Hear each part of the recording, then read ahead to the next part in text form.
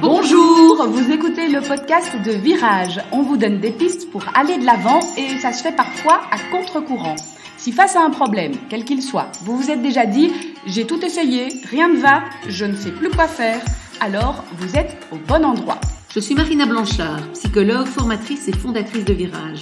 Mon école s'inscrit dans la lignée de celle de Palo Alto, c'est-à-dire de la thérapie brève. Et je suis Peggy Van Lierde, chef d'entreprise, journaliste et coach en développement personnel.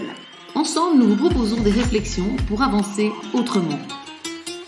Commençons par une petite histoire. Chouette. Le voleur de hache.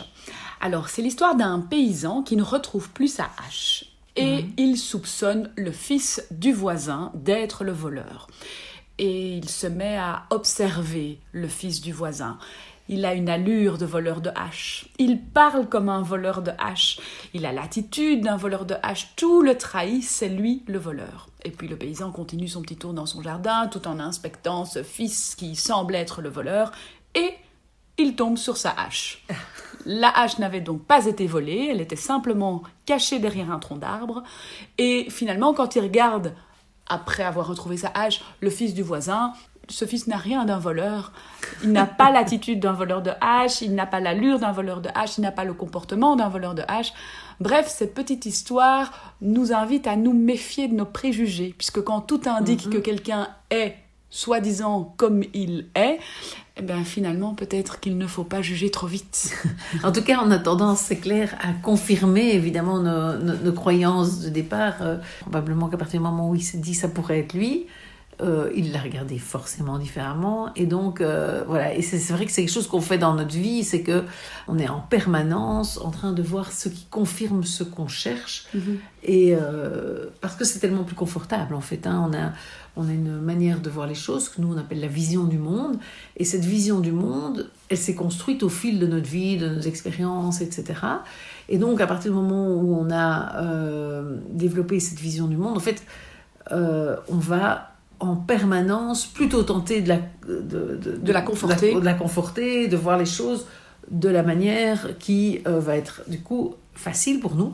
Et c'est d'ailleurs ce qui nous fait souffrir dans la vie, c'est souvent quand il se passe un élément qui est tellement pas dans l'ordre des choses par rapport à notre vision du monde que on en souffre très fort, parce que voilà, il y a une espèce de digestion qui doit se faire pour intégrer ça à notre vision du monde. Donc je vais prendre un bête exemple, voilà, j'ai fait des études, mon conjoint aussi, et je me retrouve avec un enfant qui décide de pas en faire et de, je sais pas, aller bourlinguer autour de la terre et de dire moi les études ça me paraît pas intéressant, je suis beaucoup plus intéressée de découvrir le monde. Et ça peut alors soit te faire très peur, soit te mettre en colère, soit attrister les parents en fonction de, effectivement, se dire « Oh là là, mais bourlinguer autour de la terre, mais comment il va faire sa vie, etc. » Attrister en se disant « Mais il va peut-être jamais revenir et pas s'installer près de nous, je le verrai plus. Et s'il a des enfants, je connaîtrai pas mes enfants. » Ou ça peut mettre en colère en disant « Enfin, on a tout donné depuis toujours pour lui, etc. On est prêt à lui payer les études et voilà comment il nous remercie, etc. » Donc, en fonction de notre vision du monde, donc déjà dans la vision du monde ici de ces parents-là, il y aurait après le bac, après la Rito, on fait des études, mais en plus il y aurait en fonction et parfois le papa et la maman n'ont pas réagi de la même manière. La maman, je vais prendre peut-être un peu un cliché, va être triste parce qu'elle va se dire oh là là il va s'éloigner de moi, et le papa va être en colère, mais ça peut être exactement l'inverse aussi.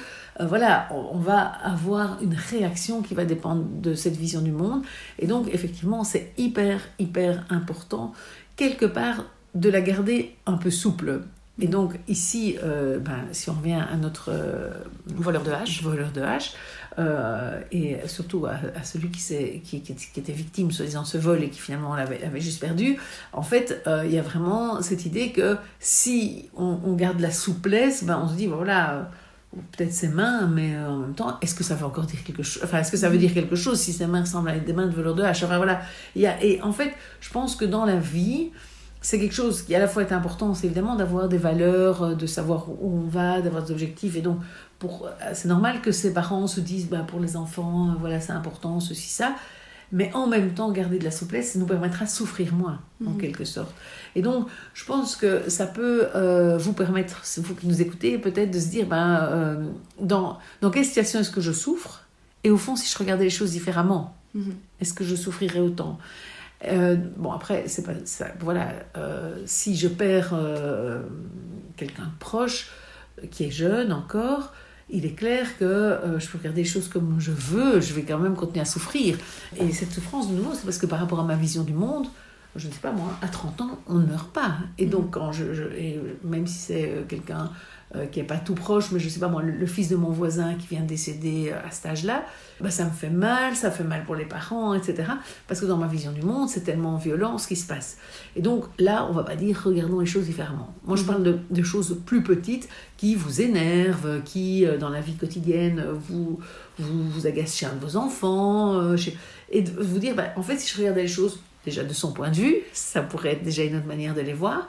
Et puis, si je pouvais me dire, en fait, peut-être que pour certaines personnes, c'est ok, c'est normal de faire ça comme ça. Enfin, pour des sujets de société, aujourd'hui, ce qui n'est pas facile non plus, c'est que ces préjugés sont renforcés aussi par les réseaux sociaux et par l'algorithme des réseaux sociaux qui font que quand je suis dans une telle mouvance et que je pense une telle chose, en fait, toutes les informations que je reçois vont dans ce sens-là et donc vont renforcer l'image que les mains sont bien des mains de voleurs de haches. Tout à fait. Et c'est ça qui est très très difficile, c'est d'arriver à prendre de la distance et du recul par rapport à ça.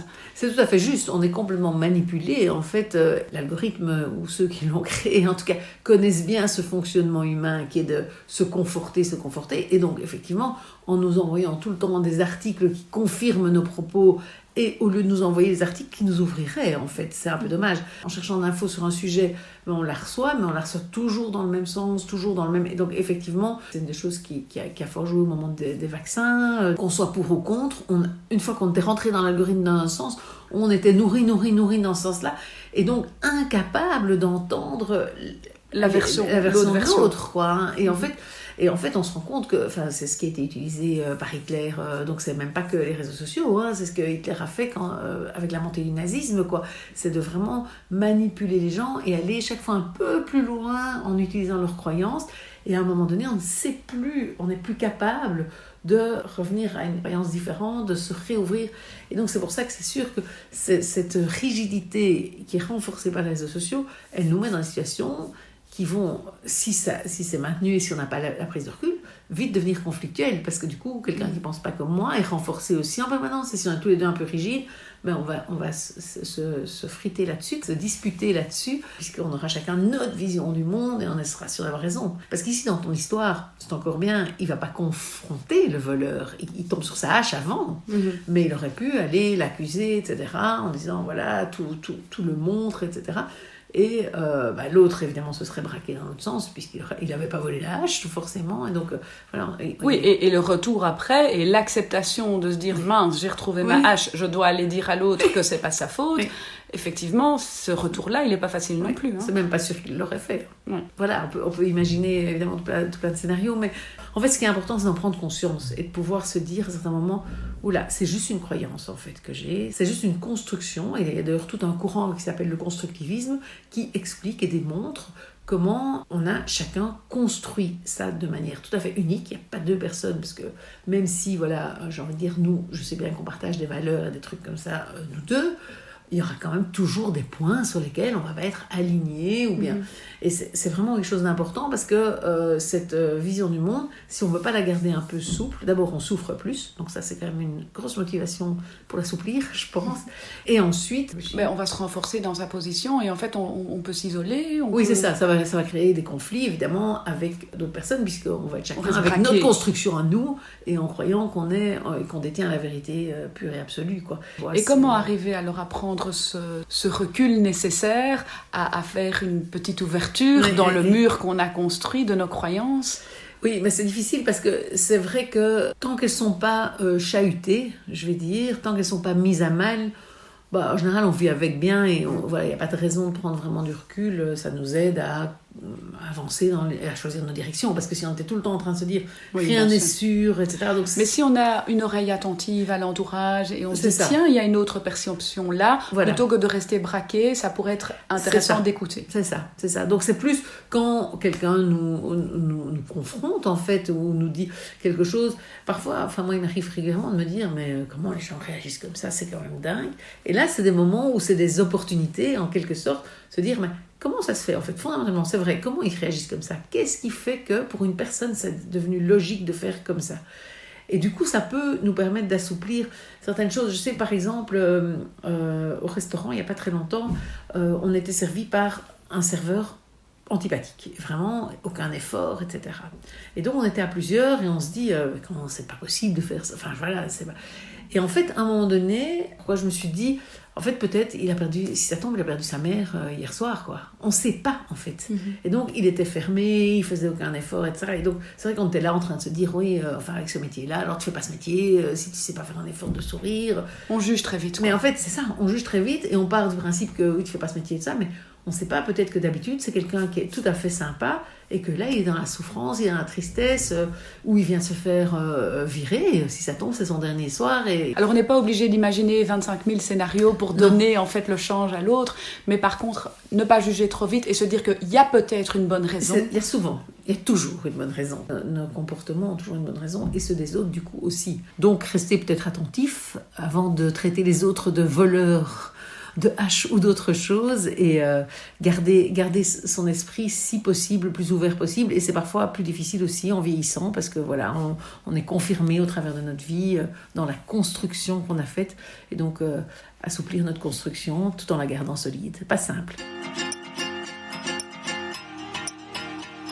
Si vous avez aimé ce podcast, n'hésitez pas à le partager autour de vous ou à vous abonner au podcast Virage sur votre application de podcast préférée pour ne rien perdre des précieux conseils du mercredi matin.